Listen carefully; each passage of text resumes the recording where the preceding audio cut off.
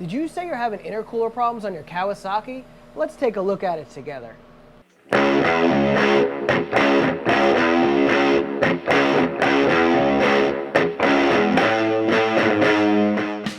Alright guys, so a lot of you have had issues with your intercoolers on the 250s, 260s, 300 and 310s. They rot through and dump water into your engine.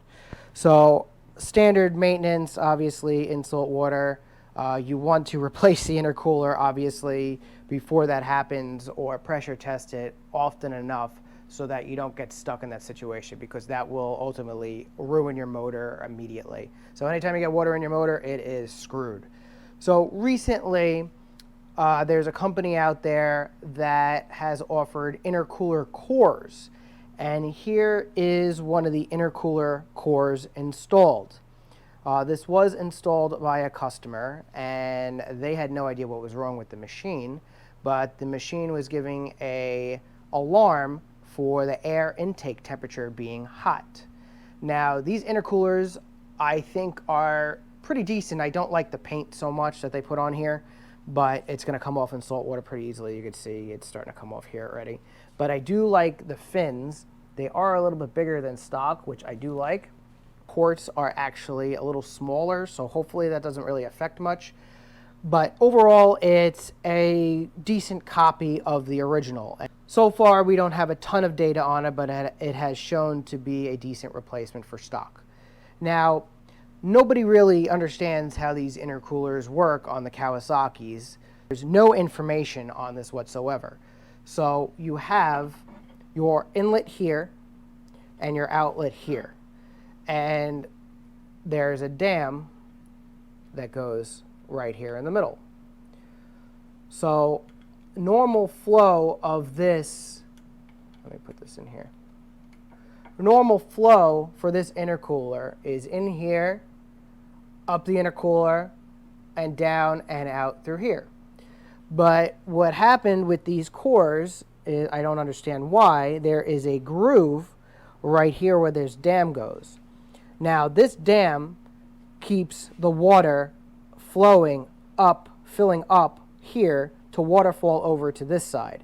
So if the water has no resistance, meaning there's a big gap here with the dam, which is right here, then you're going to have zero water going up the intercooler and over to this side. So that's a big issue with these cores, and I don't understand why they would have done that, or why they would not have tested this before really making them. All they would have had to do was literally put a piece of metal here. But overall, the customer that had this, they had the air intake temp overheat alarm, which basically is saying, hey, we're not getting any water in the intercooler here. They thought there was something seriously wrong. It's not water falling up the intercooler and over to this side. It's literally going from filling this tray up and literally seeping over and out the exit here. So the only fix that we have for the moment is we are going to run a bead of silicone here across to fill this gap, and a little bit underneath and above this, so that we get a full seal, no seepage, and this thing will run very, very cool and will actually waterfall. So we're gonna have to clean this off, obviously, put a new gasket. This dam is still good, but we're gonna have to seal this back up, and that will resolve that issue.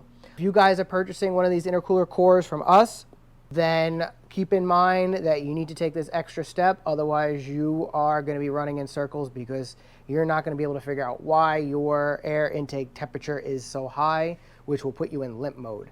If you guys want to purchase the core from us, this video will help you out quite a bit. Otherwise, you can buy the entire assembly from us with the new core, with a core exchange program, already done and tested. So whatever you guys want to do, but we do have these available for the Kawasaki Ultra 250, 260, 300, and 310, and it is definitely a way, way cheaper alternative to the brand new OEM unit.